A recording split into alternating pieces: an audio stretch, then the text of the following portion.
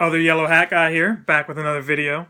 And what are we going to talk about today? We're going to talk about PS5 rumors. Yes, the average console life is 5 years. We're pretty much past that. The last generation of consoles, or last two, I would say, you've seen a lot of mid-grade systems. Ever since, you could say Nintendo started that back when they had the SNES Mini or whatever, but it didn't really change the specs or was more powerful. If anything, it was a lighter console. That being said, those consoles, they looked better. The price point might have been better too. I can't remember. I never had one. But this isn't about Nintendo. This is about what Sony's doing. Sony came out with a PS4 Pro, which was better graphics, VR support, and all of that jazz. Natively without, straining the system. That's not quite a PS4 0.5, but in a sense it is, right? Xbox has come out with various versions of the Xbox One. I should say Microsoft has come out with various versions of the Xbox One, right? The Scorpio, the One X, I'm sure there's another one I'm missing in there. But those are more powerful than the original versions. So they're not necessarily like slim models. They're more powerful. There's going to be a PS4 Slim, or there is one, I believe, and there's probably already a Xbox One Slim that's, I don't know. I've just got the original Xbox One and the original PS4. But that's the moment you've been waiting for. Now with the Switch out, it seems like whenever Nintendo starts to get a little steam into the game, they get their feet wet, Sony gets, idea, hey, we need to keep the foot on the gas and come out with something new to keep people from getting bored with what we got. Can't blame them for that. Sony's been doing all kinds of stuff from the beginning. I'm looking at what I'm going to talk about in my next video since we're talking about Sony. But yes, PS5 is on the way. Now, PS4 came out, 2012, 2013? I can't exactly remember, but maybe even 2014. It's been a while. I know this because I got PS4 for Mortal Kombat.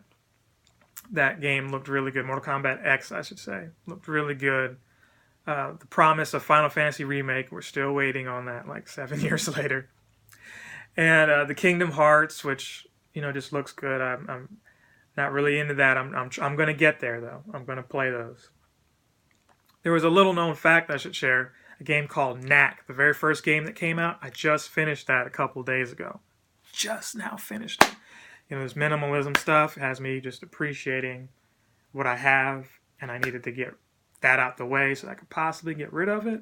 It wasn't as bad as I thought it was going to be. It wasn't great. It wasn't really good. It was just okay. But I'm done with it. And I'm prepared to go to GameStop to get $3.25 for it. It's probably not even worth that much. But back to PS5. Again, these are rumors, but I believe it's going to be true. Why? Because it seems like the game reveals are dwindling down for PS4. It feels like now that God of War is already out, and there's not a God of War 2 or 3 being mentioned, that it's time for them to move on to something else. And I believe that's going to be PS5. I believe 2020 sounds about right, because the price point, you notice when everything starts dropping in price, every third price drop or every third iteration, and this would be like maybe the third iteration of the PS4, right? PS4 Slim, PS4 Pro. It's time for the next system. So with all of those dropping in price, and it's at like $200 now, trying to compete with the Switch at $300, and it comes with a game, Spider-Man on Black Friday. It should be ready. Sony decided that they're not going to do an E3. First time in, I think, since Sony's been in the PlayStation business, that they're not going to do it. And that's probably because they're gearing up to do this. Now, there's other videos. Review Tech USA has probably talked about it. Excuse me.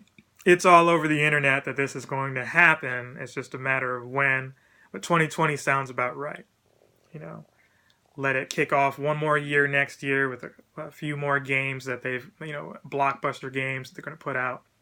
And then start preparing you for uh, maybe around this time, November, a reveal for that. September. Maybe in March they show it off and then they say, hey, it's releasing end of the year.